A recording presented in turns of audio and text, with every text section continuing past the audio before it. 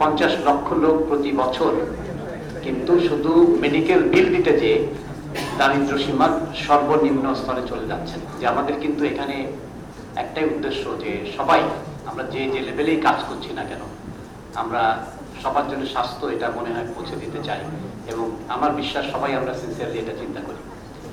তা out of pocket expenditure যেটা আমরা 40,000 কোটি টাকা, হয়তো এটা একটু বেশি হবে এখন, আমাদের যদি এই যে ট্রিটস থেকে যদি আমরা বের হয়ে যাই, এবং এলডিসি থেকে তো আমরা গ্রাজুয়েশন 3 মাস আছে, 30 সাল থেকে যেটা হবে যে আমাদেরকে পেটেন্টের পয়সা দিতে হবে 5 থেকে 10 গুণ, কত হবে আমরা জানি না। যদি সবকিছুর জন্য তো দেওয়া লাগবে না, তারপরে যদি 40,000 কোটি টাকা যদি আমরা ধরি যে 4 গুণও ধরি, তাহলে কিন্তু 1.5 লক্ষ কোটি টাকা হয়ে যাবে। এটা নিয়ে আমাদেরকে খুব চিন্তা করতে হবে। ডক্টর মাহমুদ হাসান যে বলেছেন, অনেকেই আমরা জানি যে 50 লক্ষ লোক প্রতি বছর কিন্তু শুধু মেডিকেল বিল দিতে যে দারিদ্র সীমার সর্বনিম্ন স্তরে চলে যাচ্ছেন। এখন কাসার হাবিব ভাইয়ের কথা একটা খুব ভালো লেগেছে আমার, সেটা হলো যে আমাদেরকে এসেনশিয়াল ড্রাগের টাকে মানুষের কাছে সহজ প্রাপ্য করতে হবে।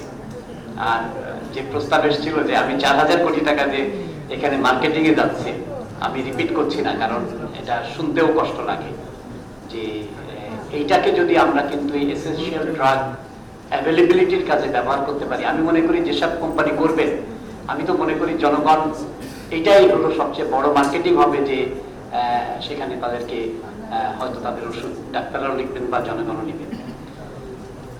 আমি চেক করছিলাম যে সাবসিডি এবং ইনসেন্টিভে এই বছরের বাজেটে 1,22,493 কোটি টাকা আছে। কারণ এটা প্রস্তাব এসছে যে গভর্নমেন্ট কিছু সাবসিডি দিতে পারে। আমি লিস্ট দেখছিলাম, জানুয়ারিতে প্রায় 60,000 কোটি টাকা। আমি ভাবছিলাম যে কোনো এক জায়গায় আমাদের স্বাস্থ্য খাত আসবে। এখানে কিন্তু 1,22,000 কোটি টাকার মধ্যে কিন্তু এই যে এসেনশিয়াল ড্রাগ অ্যাভেলেবল করা বা আরো কিছুকে অ্যাভেলেবল করার জন্য সেটা কিন্তু দুঃখজনকভাবে স্থান পায় নাই।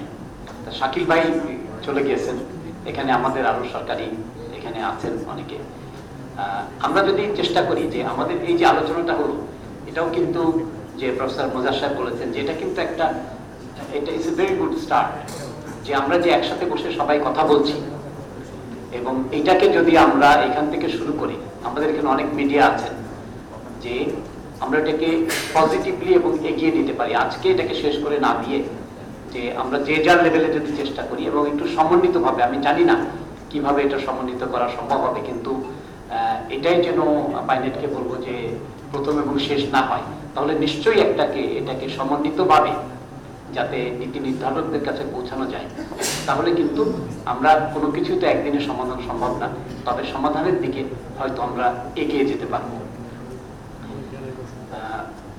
এখানে কিছু জিনিস তো স্পেসিফিক আসতে পারে, যে আমাদের 30 সালের জন্য আমরা যদি এখন থেকে প্রস্তুতি, অনেকেই প্রস্তুতি নিচ্ছেন আমি জানি, কিন্তু সেটাকে যদি আমরা পরিকল্পিতভাবে নেই, তাহলে কিন্তু আমাদেরকে অনুশোচনা করতে হবে না 30 সালের পরে হঠাৎ করে যদি আমরা যখন এখানে ট্রিপস থেকে আমরা বের হয়ে যাব।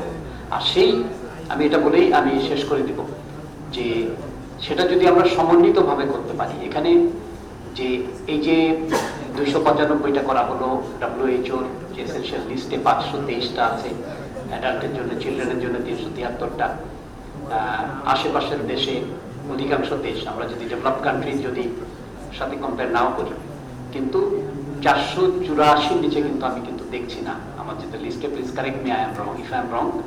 কিন্তু এইটার অ্যাভেলেবিলিটি, সেটার জন্য তো আমরা শুধু শিল্পকেও আমাদেরকে বাঁচিয়ে রাখতে হবে, সেখানে কম্পিটিটিভ ফ্রি, আমার জীবনটা কেটেছে ফ্রি অ্যান্ড ফেয়ার কম্পিটিশনকে আমি দেখেছি। আমি তো এই বছরের মার্চ মাসে আমার চাকরি শেষ হয়েছে ইংল্যান্ডে, যদিও গত 1 বছর আমি আসা যাওয়া করতাম একটা এগ্রিমেন্ট করে NHS এর সাথে।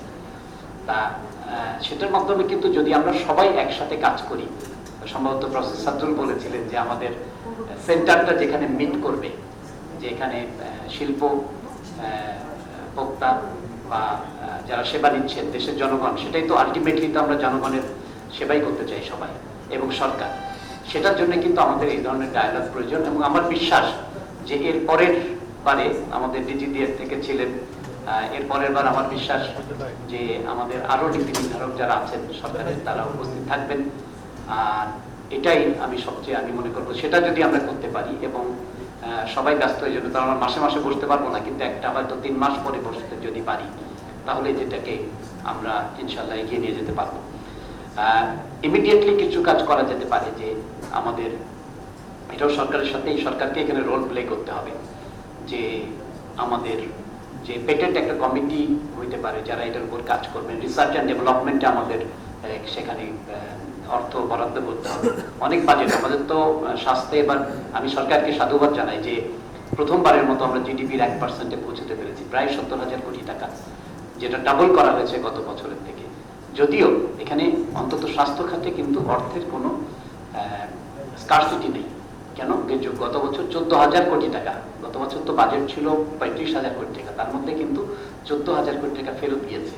এবং এটা কিন্তু অন্যান্য খাতের সাথে কমপ্লিটলি ডিফারেন্ট। অন্যান্য খাতে কিন্তু তারা টাকাটা ব্যবহার করে ফেলেন অধিকাংশ টাকা, তা সেটাকেও সরকারের দেখিয়ে দেখা দরকার যে কেন 35,000 কোটির মধ্যে 14,000 মানে প্রায় 30% টাকা কিন্তু ফেরত যাচ্ছে।